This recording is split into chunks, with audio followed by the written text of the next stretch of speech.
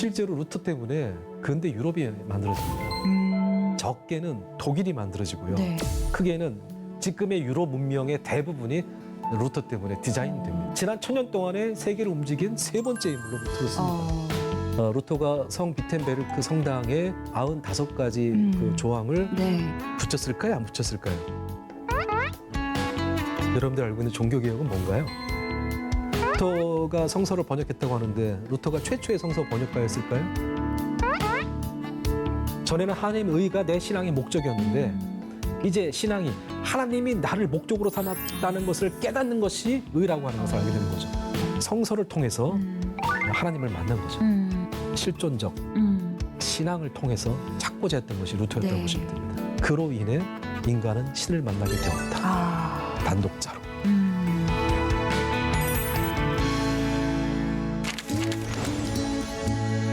그러다가 11세기, 12세기에 유럽에 큰 변화가 하나가 생기죠. 예루살렘이 이 사라산 제국을 비롯한 무슬림 제국들에 의해서 점령당하니까 유럽에서 어디로 가자?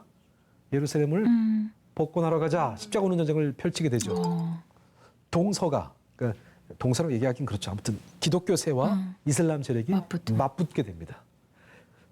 서로 이제 공방이 오가게 되는데 그 당시 이슬람 세력은 세계적으로 탑을 유지하고 있었기 때문에 점점 유럽이 밀리게 되죠. 어디까지 가게 되죠? 이태리를 넘어서 스페인까지 가게 되죠. 그때 이태리로 넘어온 것 중에 하나가 터키를 통해서 이태리로 넘어간 것 중에 하나가 파스타죠. 파스타. 예. 원래 면이라고 하는 것이 중국에서 유래를 했는데 실크로드를 통해서 중동 지역에 왔다가 십자군 전쟁을 통해서 이제 이쪽 그 이태리 지역에 정착하게 됩니다. 네. 들어오게 됩니다. 그때 이 무슬림들이 책도 갖고 오게 돼요. 책을 보게 되니까 아랍어로 된 책인데 내용은 아리스토텔레스예요. 소크라테스, 플라톤이 나오고. 이거 뭐예요? 자기들 거잖아요. 자기들 건데 왜 아랍어로 되어 있지? 고전을 다시 자기들 말로 바꾸는 작업을 하게 됩니다. 그게 르네상스예요, 사실은. 그래서 그때 플라톤으로 한 1000년 가까이 이어져 오게 되잖아요. 지겨워 이제 플라톤. 플라톤 얘기만 해도 뭐 지겨울 정도였는데 아리스토텔레스가 들어오게 되죠. 플라톤과 동시대에 활동하면서 좀 다른 이야기를 했던. 플라톤의 핵심은 뭡니까? 이데아의 세계죠. 예? 가장 본질적인 것은 눈에 보이지 않는다. 이데아의 세계가 있고 현상계는 이데아의 세계의 복사본일 뿐이다. 그래서 거기에 딱 맞춰갖고 우리 하나님은 본향에 계시고 본향이 이데아니까 그 이데아의 세계는 선한 이데아이죠. 우리 하나님은 God is good. 다 사실 그 플라톤 철학의 배경을 깔고 있는 신학적 해석입니다.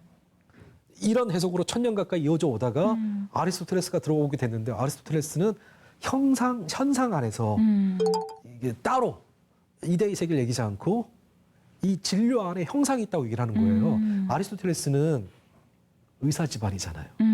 알렉산더의 주치의도 했잖아요. 그 친구가 상당히 직시적이고 직물적이고 실사적인 성격을 갖고 있었던 사람이에요.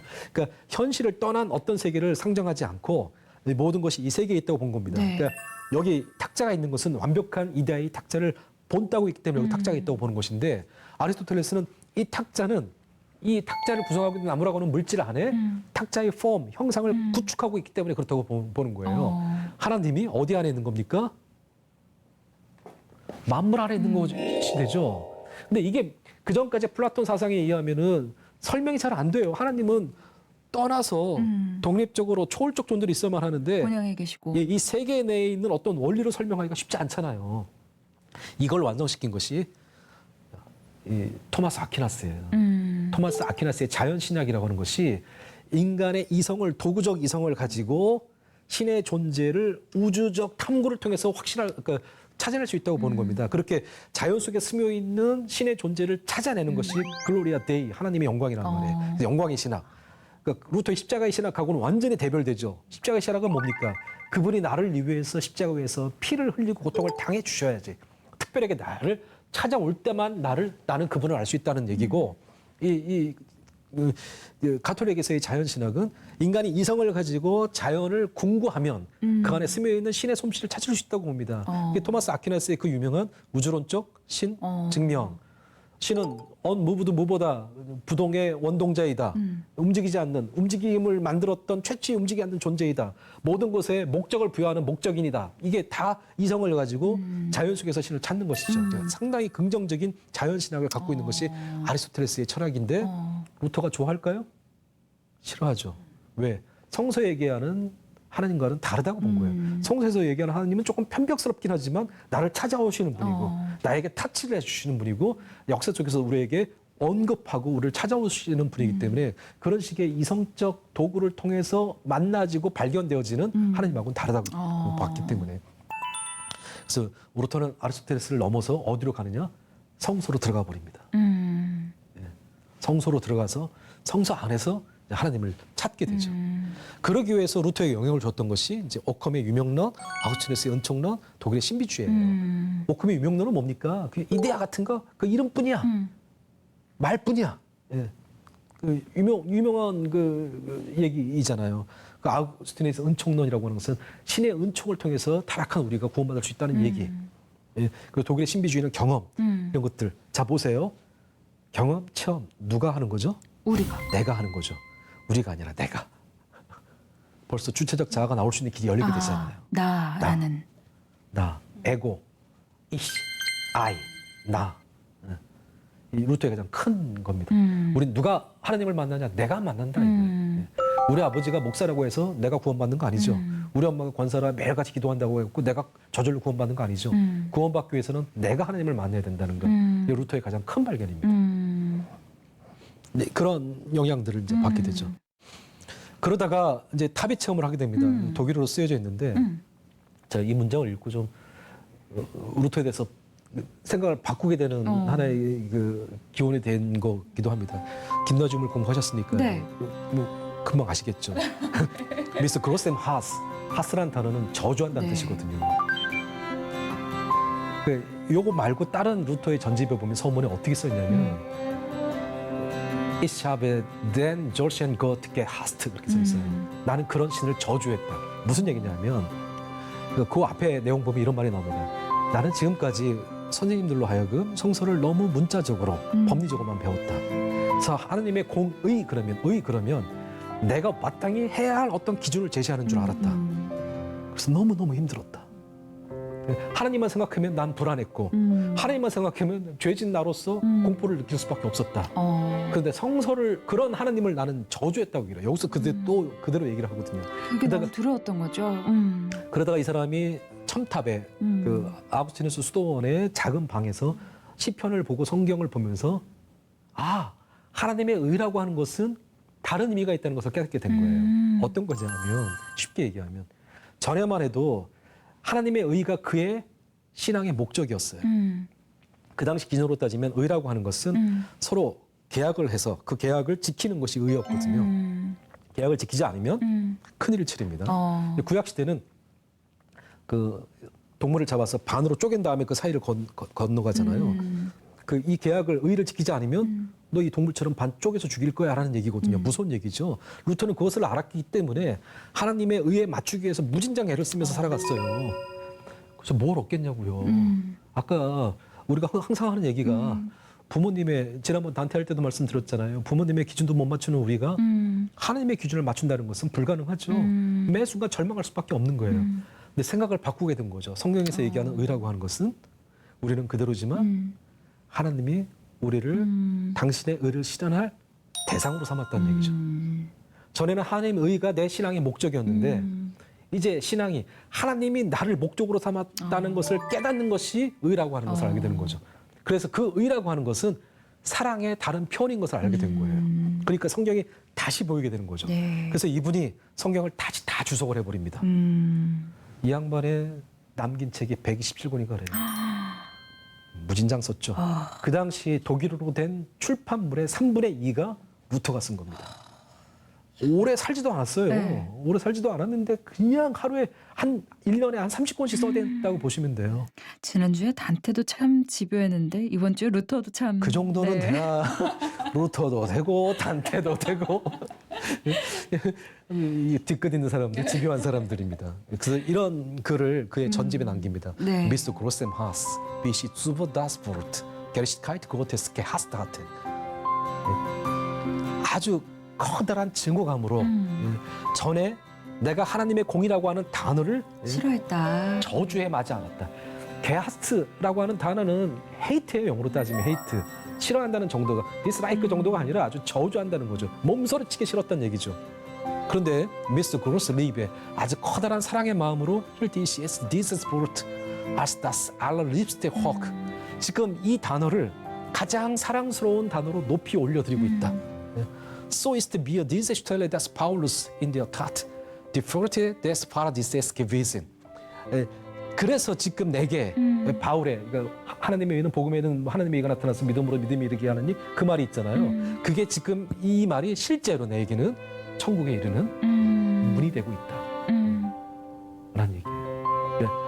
저주에 맞지 않았던 하나님이 사랑의 하나님으로 바뀌는 계기가 뭘 통해서 오게 됐어요? 읽음으로. 성경을 읽음으로.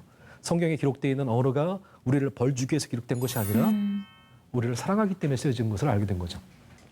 실제로 토라라고 하는 것은 율법으로 번역이 되는데 네. 그 뜻은 율법이 아니에요. 교훈이에요. Teachings from God. 하나님으로부터 온 교훈인데 어떤 교훈이냐? 잘 되라고. 사랑의 언어인 거죠. 네. 근데 사람은 그 사랑의 언어를 우리의 행위의 규범으로 삼다 보니까 법처럼 만들어버린 거죠. 법의 원래 정신이 뭡니까? 어렵고 힘들고 소외받은 사람들을 보호해주게 해주는 그렇죠. 거예요. 근데 법의 노예가 되어버리면 보호를 해줍니까? 그 정신에 더 충실하라는 얘기라고 볼 수 있겠죠. 그걸 성서를 통해서 알게 된 거죠. 그걸 일컬어 탑의 체험으로 얘기를 합니다. 탑의 체험. 성서를 통해서 하나님을 만난 거죠. 트롬스 에어 레프니스라고 얘기했죠. 탑의 체험. 네, 이 탑의 체험은 한 번에 딱 온 거라기보다는 단연간 성서를 연구함으로써 루터에게 온 성서적 깨달음이라고 네. 볼 수 있을 것 같습니다. 그러니까 공포와 두려움의 대상이었던 하나님이 사랑의 하나님이심을 깨닫게 된 순간이기도 하네요. 그리고 그걸 성서를 통해서 그러니까 성경이 얼마나 그에게 간절했겠어요. 그거를 보통 사람이라면 나 혼자 이게 숨기고 읽었을 텐데 얼마나 그게 강렬했으면 디오스에게 나눠주고 싶었겠어요. 그러니까 나만이 아닌 나는 라틴어 성경도 읽을 수 있는데 내 이웃들은 그러지 못하니 누구라도 읽을 수 있는 쉬운 독일어 성경으로 번역할 수밖에 없었죠. 그러면 개혁은 어떤 개혁이었느냐? 루터는 1513년부터 성서학 교수로 비텐베르크 대학의 학생들을 가르쳤는데 강의를 아주 잘했다고 합니다. 그 당시 대학교 강의는 라틴어를 썼거든요. 네. 독일어를 썼고 심지어 욕설을 하는 것도 특히 누구한테 욕설을 많이 썼냐 하면 교황한테. 교황을 비판했던 거죠. 네. 교황 이 마귀 새끼 뭐 이런 얘기를 거침없이 해댔던 사람이에요. 그러니까 인기가 짱이었던 거예요. 어려운 그 신학적 사고를 라틴어로 설명하는 게 아니라 쉬운 독일어로 설명하면서 또 성경은 원어로 가르칩니다. 히브리어로 그리고 그리스어로. 그럼 인기 짱이었죠. 그러니까 대학을 세운 프레디 3세 입장에서는 루터는 아주 고마워요. 왜? 그 당시 대학에 좋은 선생이 있으면 학생들은 모여들기 나름이니까. 네. 대학 수입도 늘어날 수 있었고요. 그래서 루터에게 특별히 봉급을 더 줬어요. 좋은 파트너였네요. 네. 여러 의미에서. 집도 네. 수도 그 카톨릭 수다들이 썼던 수도원을 통째로 줍니다. 2층짜리 방 한 20개짜리를 줍니다. 하숙까지 청하면서. 그러다가 1517년 10월 31일 비텐베르크 성교회당 문에 95개 논제를 내걸게 됩니다. 아마도 이제 아까 제가 잠깐 설명해 드렸던 제 밑책 설명할 때 비텐베르크 대학의 직원이 걸었을 가능성이 큽니다. 근데 요 날 10월 30일 날짜로 95개 조항에 대한 그 논의를 그 주변에 있는 마인츠 대주교에게 보내게 됩니다. 처음에 파장이 크지는 않았어요. 그 다음 날 왜 10월 31일 날 했냐면은 요거 다음 날이 휴일이라 그래요. 공휴일이라. 11월 1일이 만성절입니다. 할로윈데이. 그 아까 말씀드렸죠. 성인을 만든 성인 숭배가 시작되면서 날마다 다 성인들을 해놨다고요. 근데 그 당시 성인들의 숫자가 2,000명이 넘었어요. 1년은 365일이잖아요. 그러니까 이제 한 날 다 몰아서 그 나머지 성인들을 위한 날로 삼을 수밖에 없었죠. 이제 만성절이 그래서 그래요. 그런데 이제 켈트족이 갖고 있었던 할로윈데이가 있었으니까 그 할로윈데이는 워낙 그 10월이 끝나는 날이었었잖아요. 그 마지막 날에 죽은 사람이 돌아와서 산 사람 몸에 들어가 있다가 1년 정도 머물고 있다가 저 세상으로 간다는 전설이 있었단 말이에요. 그래서 할로윈 데이 되면 다들 네. 해골바가지 뒤집어 쓰고 있잖아요. 나도 죽었어. 올 필요 없어. 그 얘기죠. 아니면 찾아오는 사람 있으면 사탕 주고 우리 집은 피해가 이러려고. 그게 다 저쪽 아이리시 쪽에서 온 습관들, 켈트족의 습관이었거든요. 이게 네. 이제 성인 숭배랑 교묘히 섞이면서 만성절이 됩니다. 그래서 11월 1일은 할로윈 데이면서 동시에 모든 성인들, 나머지 성인들이 다 자기 날로 삼는 거예요. 네. 그래서 공휴일이에요. 루터 입장에서는 쉬는 날 토론합시다 그 얘기예요. 실제로 토론을 했어요.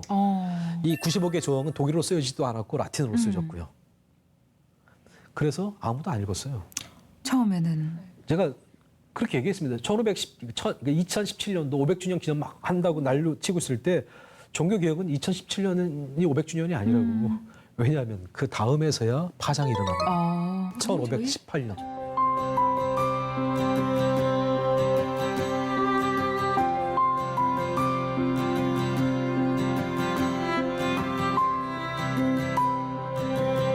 내가 생각했을 때는 막 이게 걸리면 사람들이 막 와고락을 막 몰려들어서 막 이야기하면서 막 그럴 것 같았는데 그 다음 해였던 라틴어니까 거군요. 그림의 떡이었던 거죠. 아. 저게 뭐야? 하얀 건 종이고 검은 건 글씨인데. 더군다나 편지로 보냈는데 극소수만 받고 그 지역의 신학교 교수랑 네. 그 주교급 이상의 높은 성직자들만 아마 토론했을 거예요. 네. 네. 그래서 파장이 별로 크지 않았습니다. 그래서 루터가 쓴 얘기예요. 이것은 내 의도도 아니었고 배포되기를 바란 것도 아니었습니다. 처음에 나는 그저 다른 사람들의 의견을 청취하기 위해 몇몇 사람들과 함께 토론하기를 원했던 것뿐입니다. 다시 말하자면 이 논제들이 거부되든지 버림받든지 아니면 인정받고 발행될 수 있는지를 묻고 싶었던 겁니다. 내가 이런 문제를 제기하는데 맞는지 틀리는지를 확인하고 싶었던 거죠. 이제 이 논제들은 나의 예상을 뛰어넘어 너무나 많이 인쇄되어 방방곡곡에 배포되었기에 나는 이것을 쓴 것을 후회했습니다. 그것은 사람들이 이 진리를 알게 된 것이 기쁘지가 않아서가 아닙니다. 후회한 이유가 따로 나와요. 이것이야말로 정확히 내가 바라던 것 그 이상이었습니다. 사람들이 알기를 원했는데 하지만 나는 이것이 사람들을 교원하는 올바른 방식이라고 생각지는 않습니다. 왜냐하면 나는 아직도 몇 가지 문제에 대해서는 의심을 가지고 있기 때문이며 만일 내가 이것을 예상했더라면 그 논제 안에서 많은 것들을 다르게 말했거나 좀 더 명확하게 표현하거나 또는 어떤 것은 완전히 빼버렸을 것이기 때문입니다. 근데 우리끼리 얘기하기 위해서 95개 만들었는데 몇 개는 조금 찝찝한 것이 있었는데 이럴 줄 알았으면 뺄 걸 그 얘기예요. 아쉬움이 있었군요. 아쉬움이 있었죠. 그리고 정갈하게 집중을 다해서 썼다기보다는 생각나는 대로 적어서 보냈는데 파장이 너무 크니까 이런 글을 쓰기까지 한 거예요. 우습죠. 루터의 종교개혁은 우연이었다. By accident. 굉장히 인간적인 면모이기도 하네요.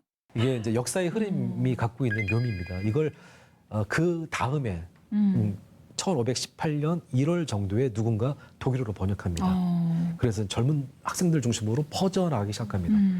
사람들이 안 그래도 이 교황청 바티칸의 그 만행에 기분 나빠 있었는데 이 신학교 교수의 폐기 어린 딱 그 논박에 감동받기 시작하면서 동조자들이 막 늘어나기 시작한 거예요. 갑자기 정신 차려 보니까 루터가 BTS가 돼 있었던 거예요. 1억 비용 이상 뭐 루터 입장에서도 좀 당황했죠. 그리고 나와 당황스러웠어요. 있잖아요. 네. 후회할 정도로 왜 이렇게 되지? 실제로 그 다음부터 이제 용기를 얻고 전면에서 종교개혁의 투사로 싸우게 되죠. 근데 역사는 이렇게 재밌어요. 사실 살펴보면. 그럼 종교개혁은 어떤 의미를 담고 있느냐? 저는 해석학적 운동이라고 얘기를 해요. 루터가 개혁하려고 한 것은 종교가 아닙니다. 종교라고 하는 제도가 아니에요. 카톨릭이라고 하는 조직과 제도가 아니에요. 루터가 사용한 종교란 말은 지금 우리가 사용하는 것처럼 실제적 조직이 아니라 경건함, 믿음, 신앙, 신실함에 가깝습니다. religion, 라틴어로 렐리기오라고 하는 얘기는 우리가 생각하는 것처럼 지금 여러분 종교 그러면은 기독교, 뭐 유교, 불교, 도교 뭐 이런 거 생각하잖아요. 네. 그런 의미가 아니에요. 원래는 어떤 의미냐 하면은 신이나 예배 시간 때 내가 보이고 있는 정갈한 소중한 경건한 자세가 렐리교예요. 그러니까 종교란 뜻을 여러분이 쓰는 종교란 뜻과 이 루터가 썼던 혹은 아우구스티누스가 썼던 베라 렐리기오 참된 종교 그런 뜻이 아니에요. 그것도 교파가 아니라 태도를 얘기하는 거. 믿음에 가까워요. 신앙, 믿음에 더 가까워요. 그러니까 칼빈은 기독교 강요를 쓴 적이 없어요. 기독교 강요라고 우리가 번역하는 것뿐이지 기독교의 핵심을 얘기한 거예요. 네, 크리스타나 인스티튜티아라고 얘기하는 것은 기독교라고 하는 개념이 그때는 없었기 때문에 그래요. 서양에서 기독교라고 하는 크리스타니티라고 하는 개념은 18세기 이후에나 등장합니다. 아까 말씀드렸잖아요. 기독교 보편 국가에서는 렐리교는 그냥 믿음 그 자체였단 말이죠. 루터는 이 종교 개혁이라고 하는 운동을 통해서 그리스도교의 조직을 개선하거나 바꾸려고 했던 것이 아니라 하나님의 인재와 은총 그리고 구원에 대한 기존 교회의 믿음을 새롭게 이해하려고 했던 거예요. 아까 말씀드렸던 것처럼 카톨릭이 독점하면서 직제와 조직에 의해서 카톨릭 교회와 또 사제에 의해서만 하나님의 은총이 독점된다고. 카톨릭 교회라고 하는 뜻이 뭡니까? 보편교회잖아요. 지상에 유일하게 하나님의 은총을 대리할 수 있는 조직을 카톨릭으로 얘기하는데 그게 아니라 그래서 은총이라고 하는 용어를 카톨릭 교회가 독점하고 있었잖아요. 그게 아니라 그 조직과 직제보다 더 원초적이고 본래적인 성소로 돌아가서 성서로부터 기초한 해석을 다시 시작해야 된다고 하는 것이 종교개혁의 핵심입니다. 그래서 루터의 작업은 신앙의 언명에 대한 해석을 바꾸려고 했던 것이에요. 그래서 이제 교회를 통해서 사제를 통해서 만나는 것이 아니라 누굴 통해서 성소를 통해서 내가 하나님을 만나라라는 얘기로 바뀌게 됩니다. 그게 만인 사제설의 핵심이에요. 그래서 개신교에서는 성직이라는 개념은 카톨릭과는 달라요. 우리 모두가 성직자이기 때문에. 모두가 성직자고 하나님의 성스러운 직을 베르풍, 베르풍을 수행하기 위해서 우리는 교육을 받게 되는 거죠. 그래서 각자에게 맡겨진 성직을 성실히 수행하는 것이 개신교에서 얘기하는 만인 제사장직이죠. 목사라고 하는 것도 성직이고 집사도 성직이고 권사도 성직이고 평신도도 성직인 거예요. 어느 것 하나 질적으로 위계적으로 계급화시킬 수 없다는 것이 개신교 전통의 핵심인 거죠. 루터가 주장한 것이기도 하고.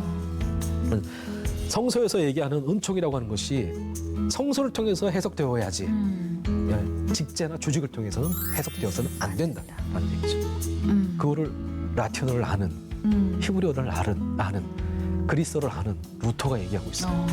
성경을 통째로 암기하다시피 하는 루터가 얘기하고 있다고요. 싸워서 이기겠어요? 이 루터의 핵심인 거죠. 교황이 갖다 붙여도 성서를 갖고 성서로 싸우는데 누가 이길 수 있겠어요? 루터는 그것이 본래적이고 성서에 기반을 둔 것이고 본래 초기 교회 공동체로 돌아가는 것이라고 확신했어요. 이런 맥락에서 종교개혁은 일종의 해석학적 운동이고 루터는 당시 카톨릭이 독점하고 있었던 성소와 신앙 세계에 대한 독점적 해석권을 개인에게로 찾아다 준 것이라고 볼 수 있습니다. 근데 그 개인은 혼자 주관적으로 할 것이 아니라 뭘 통해서? 성경을 통해서. 그래서 필요한 것이 성경 번역. 그래서 성경 번역이 필요했던 것이죠. 누구나 의심 없이 읽을 수 있는 성경. 그래서 사람의 언어로, 민중의 언어로 번역된 성경을 만들게 됩니다. 루터가 성경을 번역하기 전에 이미 18종이 있었어요.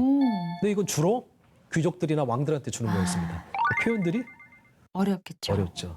그래서 우리 성경 문제가 많다니까요. 가라사대, 가로대, 이르대 그러지 않아요. 히브리어도 마찬가지고 헬라어 성경도 우리 꼬인의 그릭인데 그거는 쉬운 성서거든요. 그러니까 뭐냐면은 많은 사람들을 읽히고 소통하기 위해서 쓰여진 것이지 그러니까 너무 고색 찬연하게 쓰여진 성경은 아니란 얘기예요. 그러니까 좀 더 쉽게 번역을 해줘야 돼요. 루터는 거기에 철저히 소통에 초점을 맞추고 있었고 읽기 쉬운 성경을 만든 거예요. 독일어로 번역을 하되. 근데 이런 말을 합니다. 밖으로 나가 가정의 아낙네들, 거리의 아이들, 시장의 보통 사람들에게 말을 걸어봐야 한다. 그들이 어떻게 말하는지 잘 보았다가 그런 식으로 번역을 해야 한다. 그래야 그들이 내 말을 이해할 수 있고 내가 자기들에게 독일어로 말하고 있다는 것을 깨닫게 될 것이다. 얼마나 소통에 기반한 번역을 했는지를 볼 수 있는 거죠. 네. 그래서 루터의 독일어 성경 번역은 이후 독일어 표준화를 가져왔고요. 독일을 넘어서 유럽 전체에 영향을 받게 됩니다. 그래서 이 독일어 성경에 기초를 해서 영어 번역도 나오게 되고 이후에 이제 독일과 유럽의 민족주의의 핵심을 이루게 되죠. 자국어로 된 성경을 가지면서. 그러니까 아까 말씀드렸던 것처럼 루터는 지난 1000년 동안에 세계를 빛낸 세 번째. 그러네요. 첫 번째 문돌이 세 번째 인물이 되는 거죠. 야. 자, 이제 루터가 태어나고 활동한 도시들은 엄청 많습니다. 사진이 있는 곳은 독일에서 공식적으로 루터 슈타트, 루터 시티로 불리는 곳이고요. 별표가 되어 있는 곳은 루터가 한 번 이상 가본 곳인데 다 다녔던 거죠. 그 전역을 계속 돌아다녔네요. 예, 차도 없었는데 참 뻔질나게 돌아다녔습니다. 수도사들은 기본적으로 2 이상 하루에 35km 정도씩 걸어 다녀야만 했어요. 여행을 하려면. 근데 쉬운 일은 아니죠. 네. 그래서 로마까지도 몇 달 걸렸죠. 도보로 여행을 하니까. 루터 여행도입니다. 그러니까 제가 여행한 코스를 말씀을 드리면 이제 이쪽에 나와 있는 네. 구도대로 얘기를 하면 직항로가 있습니다. 프랑크푸르트까지. 프랑크푸르트까지 오셔서 빨간 줄은 가는 길이고 초록색이 돌아오는 길입니다. 네. 프랑크푸르트에서 하룻밤을 자도 되고 네. 차는 빌리는 게 좋습니다. 독일에서 아나운서님도 사셨다고 말씀드려서 네. 아시겠지만 서독과 동독 지역이 좀 차이가 나거든요. 그렇죠.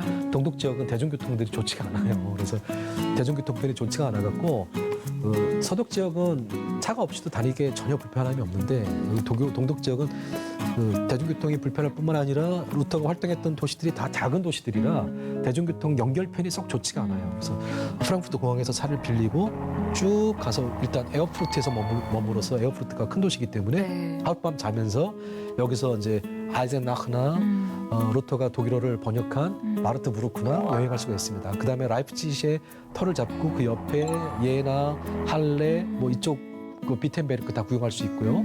그리고 막데부르크 거쳐서 베를린까지 갔다가 베를린 가면 이제 독일의 수도니까 볼 게 많거든요.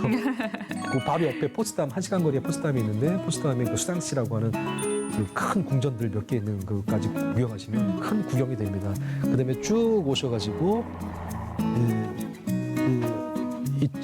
이쪽이 이제 마부룩인데 제가 공부한 지역이에요.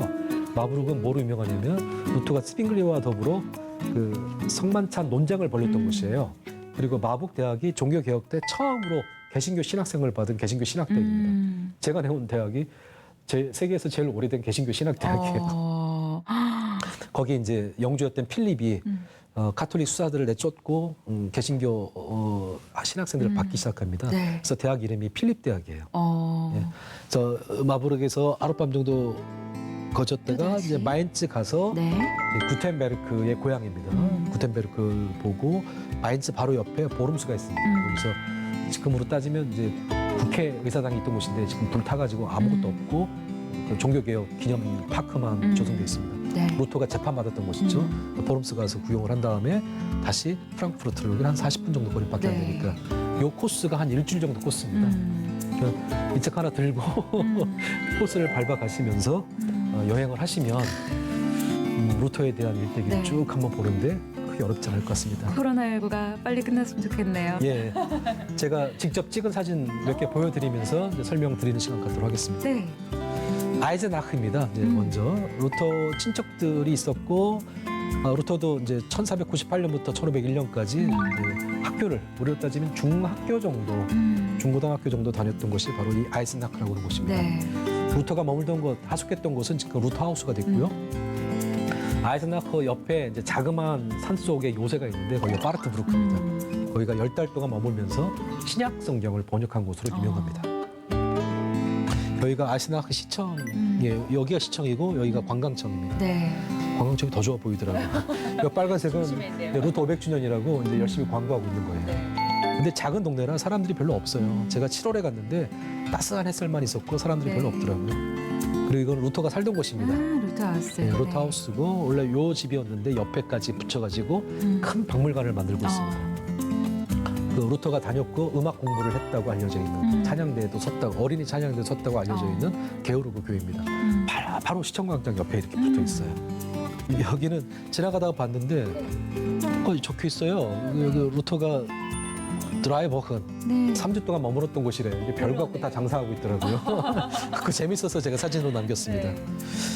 그리고 여기가 마르트부르크 성입니다. 여기 있는 좁은 탑에서 루터가 이제 그 성경을 번역했다고 하는데 여기서 탑에 그 소문 하나가 전설 같은 얘기가 있죠. 목사님들이 여호와를 쓸 때 많이 쓰는 네. 게 있는데 루터가 막 기도를 하는데 사탄이 나타나서 자기를 꿰니까 잉크병을 집어 던졌다는 얘기 네. 있잖아요.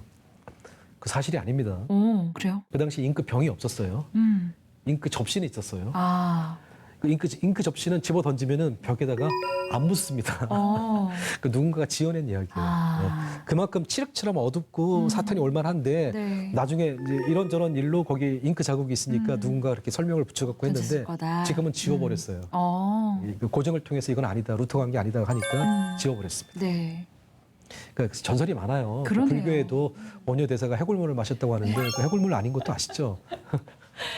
그냥 하룻밤 자고 목이 타가지고 그 물을 달게 마셨는데 눈 떠 보니까 자기가 알고 있었던 토막이 아니라 그 당시 토막이라고 있었습니다. 토막굴이라고 있었습니다. 날씨가 안 좋을 때 잠시 머물다 가라고 하는. 그 왜 우리가 그 고속도로 가다 보면 쉬는 거, 잠자는 네. 곳 있는 것처럼 그런 곳이었는데 눈 떠 보니까 토막골이 아니라 무덤이었던 거죠. 네, 그런데 이제 그게 나중에 한참 후에 일본 화가가 해골로 그리는 바람에 이제 강한 이미지만 남다 보니까 이렇게 왜곡되는 거죠. 네. 그 루터에 대해서도 바로잡아야 될 사실들이 있는 거죠. 많아요. 아까 네. 말씀드렸던 벼락맞아 죽었다는 이야기도 네. 나중에 이제 포장된 것들이죠. 예, 아까 그 얘기입니다. 여기 네. 어딘가에 잉크 자국 있었는데 없어요. 지웠습니다. 깨끗하게. 예, 루터가 여기서 이렇게 성서를 번역했을 것이라 추정하는데 이 사진은 루터 사진입니다. 여기서는 이제 루터가 변장을 하죠. 왜냐하면 황제가 루터를 발견한 즉시 죽여도 상관없다는 얘기를 하다 보니까 루터가 기사로 변장을 하게 됩니다. 네, 턱수염도 기르고 에어프루트입니다. 루터가 이제 공부했던 곳. 공부했던 곳인데 네. 루터 공부했던 곳은 아니에요. 1994년도에 새롭게 온 곳이고 전에 자리는 그냥 건물 하나만 있을 정도입니다. 이 학교들이 크진 않아요. 네. 아담하고 예쁘더라고요. 독일 대학들은 우리처럼 캠퍼스가 없기 때문에 정문이라고 하는 개념이 없어요. 유럽에 있는 대학들은 제가 나온 대학도 500년이 넘었고 뭐 옥스퍼드는 700년, 뭐 800년 이렇게 된 오래된 대학들은 도시 전체가 대학이에요. 그러니까 법대 건물에서 심리학과 가려면 차 타고 가야 돼요. 그러니까 이제 확장되는 게 그때마다 다르기 때문에 도시와 대학이 같이 가기 때문에 그 담으로 이루어진 캠퍼스가 존재하지는 않습니다. 그러니까 이것도 뭐 그래요. 이게 어느 한쪽에서 들어오는 때 조형물을 이렇게 만들었던 것뿐이지 네. 여기가 정문이라고 볼 수는 없어요. 아까 말씀드렸던 성모 마리아동과 성 세베르토 교회입니다. 그 루터가 처음 사제소품을 받고 미사를 집전했던 거. 네, 떨면서. 예, 엄청 이 사람 키를 보세요. 네. 저도 갔는데 기가 질리더라고요. 규모가. 압도하는군요. 예. 이건 루터가 머물렀던 아우구스티스토의 이 작은 방에서 루터가 탑의 체험을 하게 됩니다. 성경을 연구하면서. 네. 사랑의 하나님을 깨닫게 된. 예, 사랑의 하나님을 깨닫게 됐죠. 그 전에 하나님을 저주하다가 네. 저는 그 단어를 쓸 줄 몰랐어요. 하스라는 하스라는 단어. 단어. 네. 참, 루터라는 사람의 성격이 드러나는 네. 거죠. 있는 거 그대로 직설적으로 쓰는 걸 볼 수 있습니다. 네. 아이슬레벤과 만스펠트. 아이슬레벤은 루터가 태어났고 루터가 죽은 곳인데 산 적은 별로 없어요. 태어나서 얼마 후에 만스펠트로 이사를 갔고 죽은 것도 이쪽 만스펠트에 갔다가 우연히 아이슬레벤을 지나가다가 갑자기 발작이 와서 죽게 됩니다. 객사를 한 거죠. 근데 고향에서 죽게 됩니다. 그러네요. 재밌어요. 우연히 그렇게 되네요. 네. 그 삶과 죽음을 마친 곳이긴 한데 루터의 흔적이 많이 남지는 않아요. 그래도 이제 루터의 고향이니까. 네. 이게 루터의 생가입니다. 제가 20년 전에 갔을 때 이렇게 크지 않았어요. 갈수록 커지고 있나요? 네. 예, 제가 갔을 때는 이렇게 통통한 아줌마가 지키고 있었는데 2층에서 조그만 방 하나 있었는데 많이 확장을 했더라고요. 예, 루터의 위상을 네. 그리고 그 당시에는 그 출입료도 안 받았었는데 지금은 입장료를 받더라고요. 좀 비싸게 받더라고요. 다 네. 뒤로 돌아왔으면서 야 통독된 지 얼마 안 됐을 때나 자본주의 물이 들었을 때랑 다르구나. 제 기억으로는 이 생과와 사과를 걸어서 한 뭐 10분 거리에 있으니까 같이 볼 수가 있는데 네. 한 2만 원 정도 줬던 것 같아요. 네. 이 영화도 아니고 입장료를 2만 원 두 개는 좀 비싸다는 느낌이 들더라고요. 그래서 들어가셨나요? 들어갔죠. 네. 제가 사진도 좀 많이 찍었죠. 네. 이 로터의 생가 입구입니다. 이건 로터의 사가 이쪽입니다. 예, 네. 그렇죠. 이것도 사실 거짓말이에요. 불탔었거든요. 다 그래요. 그 자리에 이제 좀 개조해갖고 올렸죠. 로터가 죽었다고 알려진 방입니다. 예. 죽은 방에는 아무것도 장식하지 않고 저렇게 반쯤 열어놓은 채 있더라고요. 네. 이건 루터의 부모님 집이었는데 네. 역시 이제 부모 박물관으로 소개했습니다. 여기 옆에다가 이제 새로운 건물까지 이어서 네. 좀 이렇게 크게 그러네요. 예, 뮤지엄 네. 박물관을 만들고 있고 루터모님의 박물관. 네. 아주 작아요. 길을 보셔도 알다시피 겨우 차 한쪽으로 이렇게 네. 2대 왔다 갔다 할 정도밖에 되지 않는 작은 시골이에요. 네. 우리로 따지면 한 몇 달이나 될까? 정말 작은 동네예요. 그 루터가 작은 동네에 있었던 것을 확인할 수가 있습니다. 네. 비텐베르크는 나중에 기회가 되면 한번 꼭 가보세요. 여기서 크진 않아요. 루터 당시에는 한 2,000명, 지금도 한 몇만 명밖에 되지 않는데 아주 중세의 아름다운 도시의 모습을 그대로 담고 있어요. 네. 근데 프랑크푸르트하고는 달라요. 네. 독일 사람들이 프랑크푸르트는 별로 안 좋아해요. 왜냐하면 큰 도시고 높은 빌딩이 많거든요. 네, 제 독일 친구도 뉴른베르크에서 온 친구가 있는데, 밤백에서 온 친구가 있는데, 밤베르크.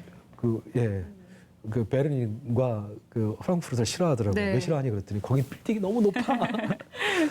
독일 사람들이 좋아하는 것은 아늑한 성들 그리고 고택들, 오래된 주택들을 좋아합니다. 비텐베르크는 루터가 제일 오래 살았던 곳이기도 합니다. 성교회 전당인데 제가 갔을 때는 한 1년 전인가 갔더니 공사를 열심히 하고 있더라고요. 네. 단장한다고.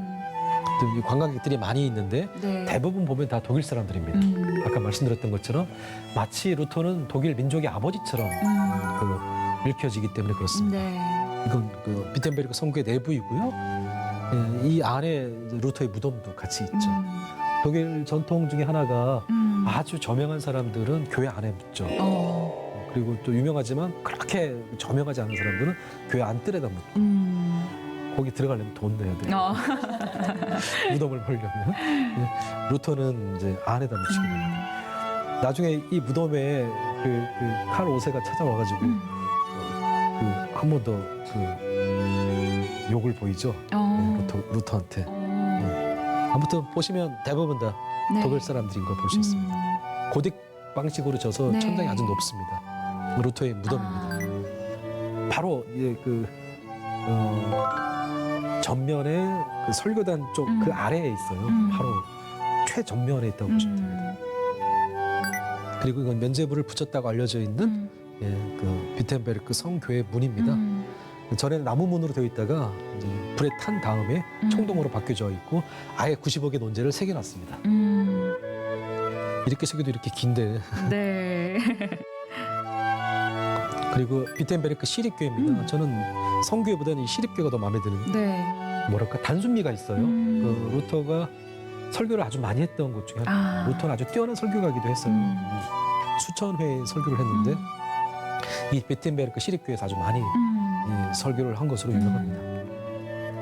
이 비텐베르크의 시가지입니다. 뒤에 아주 예뻐요. 파스텔 톤의 아주 전통적인 유럽 중세 분위기를 갖고 있으면서 돌길로 되어 있고 길어야 한 2, 3km 정도? 한 30분 정도 쭉 빠른 걸음을 걸으면 옛 구도심을 한번 볼 수 있는. 예, 그러면서 중간중간에 쉬면서 아이스크림도 먹고 커피도 마시고 식사도 하면 네. 중세 유럽의 흔적을 마음껏 느낄 수 있는 그런 곳입니다. 그 루터의 아내 카트리나 폰 보라의 동상입니다. 좀 진취적으로 네. 표현돼 있죠. 움직이는 모습으로. 아까도 말씀드렸지만 제가 이제 독일 친구한테 물어봤더니 안 그래도 카트리나 폰 보라에 대한 재발견이 이루어지고 있다. 500년 전 여성치고는 상당히 진취적이고 개방적이어서 재발견을 해야 된다. 뭐 이런 얘기를 한번 하더라고요. 네.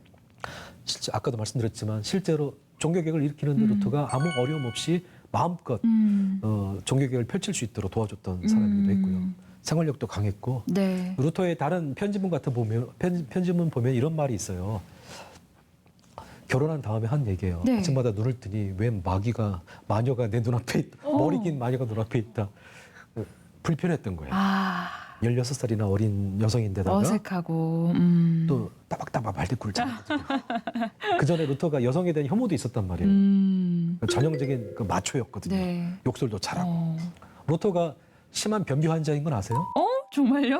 우스갯소리로 많은 교회사가들이 루터의 변비가 종교개혁의 핵심이었다라고 얘기를 합니다. 정말 오늘 루터의 많은 것들이 알려주는데요. 실제로 루터가 쓴 글 보면은 변비 얘기 그리고 변 이야기, 방귀 얘기가 막 나와요. 네. 고통스럽게 그 심한 경우에는 이게 잘 일을 처리했을 네. 때는 아랫돌이 올릴 생각도 안 하고 내려와서 할렐루야 그리고 나오는 경우도 있었다고 하더라고요. 그래서 누군가 우스갯소리로 탑의 체험이 아니라 화장실 체험에서 그랬을 크다고.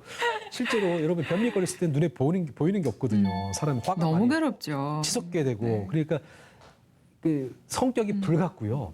그 앞에서 막 친한 척하다가 마음에 안 들면 막 욕설을 해대는 사람이었어요. 결혼을 했다고 하더라도 16살이나 어린 뭐 여자가 눈에 들어왔겠어요. 그러니까 막 싫은 소리를 하고 네. 막 그러다가 카트리나 폰브라가 아주 똘똘하고 야무지고 일을 잘하는 사람이었어요. 네.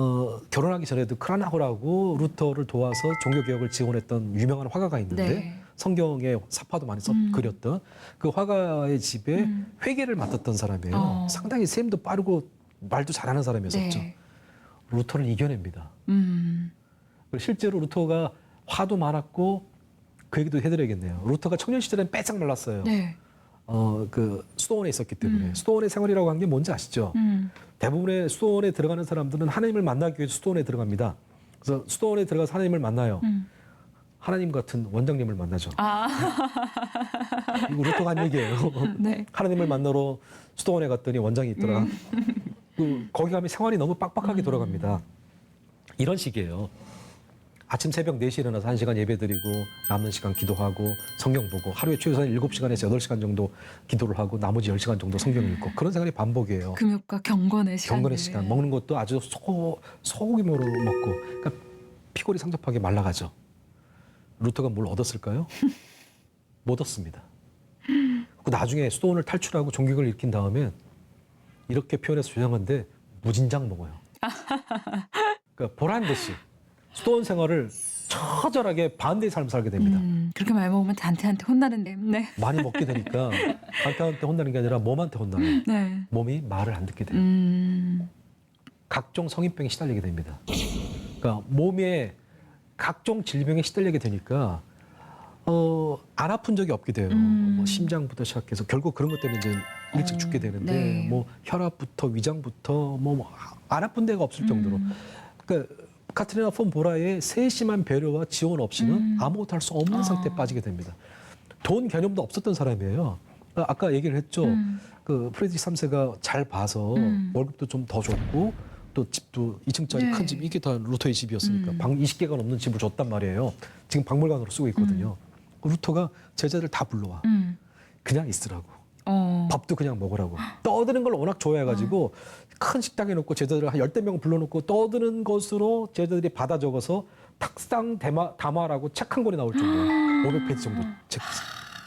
그걸 다 누가 할게요? 카트리나 폰 보러 가게 됩니다. 생활비는 어떻게? 그러니까 야채니 동물이니 다 자기가 길러가면서 그리고 남편 몰래 하숙 살고 있는 학생들한테 가갖고 학생 하숙비 내야지. 철저히 그 관리를 하면서 뒷수습을 했네요. 네, 뒷수습하면서. 그리고 이제 루터와 이게 서로 알아가고 마음이 맞아가니까 나중에 루터가 뭐라 그러더라? 이집트와 바꾸라고 해도 못 바꾼다고 얘기를 했던가? 아무튼 나의 가틀이나 라고 얘기할 정도로 아주 열정적인 사랑에 빠지는 게 되는 모습을 볼 수 있죠. 그러니까 그 종교개혁에 말할 수 없이 결정적인 역할을 했던 사람이 카트리나 폰 보라입니다. 내조가 있었네요. 기회가 된다면 카트리나 폰 보라 책을 하나 따로 쓰고 싶은 생각이 들 정도로 네. 이번에 저도 이 책을 쓰면서 알게 됐어요. 이건 루터 박물관 앞 정원입니다. 그건 라이프치 니콜라이 교회입니다. 네. 이 교회 루터하고 직접적인 관계는 없는데 루터를 좋아했던 음악가 한 사람을 만나게 됩니다. 누군지 혹시 아세요?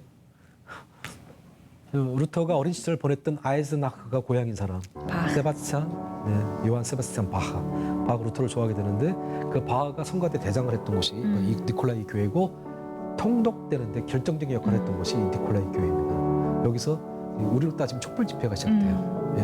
이 기도회 수요 기도회인가부터 기도회가 시작되는데 몇백 명, 몇십 명에서부터 몇백 명, 몇천 명, 나중에 수십만 명이 모여서 기도를 하고 이제 거리를 행진하면서 통일에 대한 그 기운을 확산시키는 교회가 바로 이 니콜라이 교회입니다. 네. 이 토마스 교회인데 이 니콜라이 교회와 토마스 교회 이 두 교회가 거의 붙어 있다시피 해요. 걸어서 한 5분, 10분 정도 거리. 이 바흐가 이 두 교회의 성가 대장을 활동하다가 결국 이 교회에 묻히게 됩니다. 그러니까 루터의 흔적을 찾아가다 보면 바하도 만나게 됩니다. 네. 이거 루터의 데드마스크가 있는 마르크트 교회입니다. 이 루터가 아이슬레벤에서 죽고 이제 비테미르크 오다가 이 중간에 막데부르크인가 그쪽에서 잠깐 머물게 되는데 네. 그때 데드마스크라고 있죠. 죽은 사람의 얼굴을 뜨는 것. 루터의 얼굴을 떠서 보관하는 곳으로 유명합니다. 네. 그래서 데드마스크를 보려고 갔는데 문 닫았더라고요. 아, 참. 독일은 잘 아시겠지만 너무 일찍 문을 닫아요.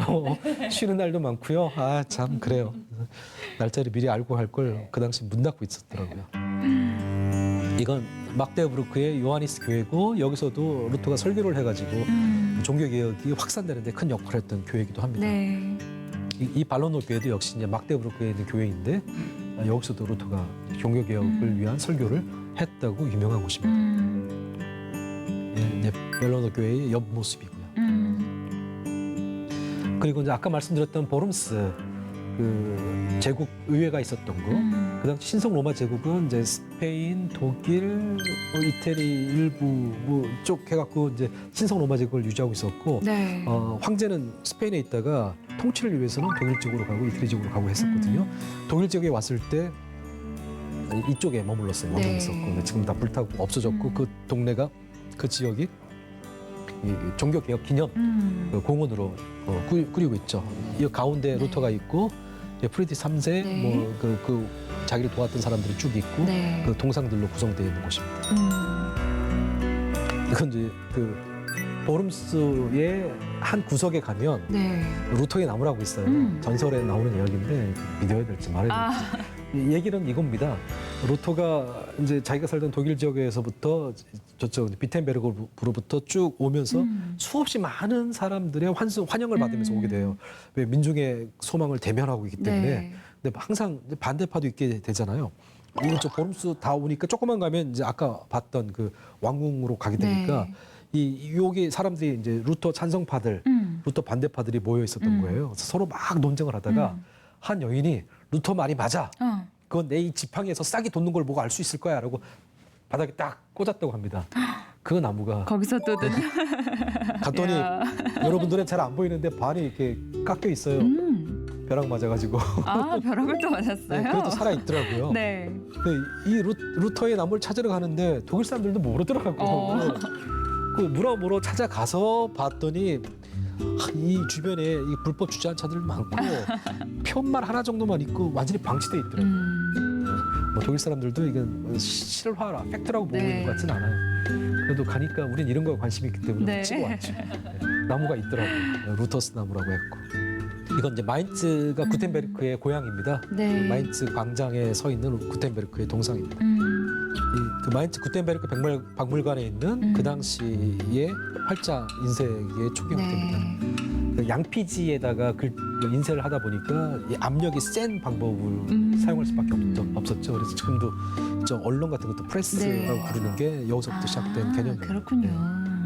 그 구텐베르크는 사실은 인쇄업자는 아니었어요. 세공업자였어요. 금, 은, 세공하는 네. 세공업자였는데 구텐베르크 한 것은 뭐냐면 활자판을 만든 거예요. 금속이 그전부터 없었던 것은 아닌데 판화처럼 돼 있었던 거죠. 판화는 한 판에 다 글자를 새기다 보니까 잘못 새기면 그 판을 버리게 되잖아요. 이게 다 단가로 계산되니까 책값이 비쌀 수밖에 없죠. 그 구텐베르크가 생각한 것은 뭐냐면 격자를 만들어서 A, B, C를 수없이 많이 만들어서 바꿔 낄 수 있도록 만든 겁니다. 그러니까 잘못 쓰면 어떻게 돼요? 바꿔서 끼면 되니까 가격이 뚝뚝 네. 다운되죠. 이때 또 큰 변화가 하나 생겨요. 양피지에서 그 당시 중국으로부터 넘어온 종이가 공장이 독일 지역, 이태리 지역에 생기기 시작합니다. 그 가격이 6분의 1에서 8분의 1 정도로 떨어집니다. 성경이 처음에는 500굴덴, 5억이었다가 루터가 성경을 번역했을 때는 1.5 굴덴으로 떨어집니다. 한 100만 원 정도, 150만 원 정도로.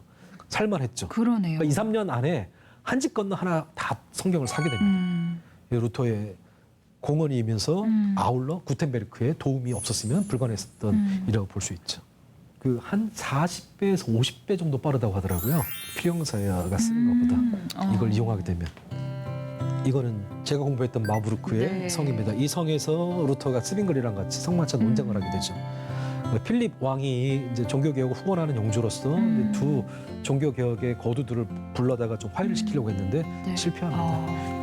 고집들이 아까 스빙글이 얘기하셨죠. 이제 음악 방해된다고 다 없애버린 사람이나 변비 환자나 손가락 한석같이 하는 사람. 이거는 이제 제가 나온 네. 신학부 건물입니다. 저는 이게 이제 최초의 건물인 줄 알았어요. 500년 된 건물. 나중에 보니까 불타가지고요. 18세기 때 새로 지었대요. 아, 그렇군요. 속았어요. 근데 18세기 지면서 18세기 지면서 그 14세기, 15세기 방식 그대로 따랐다고 하더라고요. 돌로 만들어져가지고 여름에 들어가도 시원해요.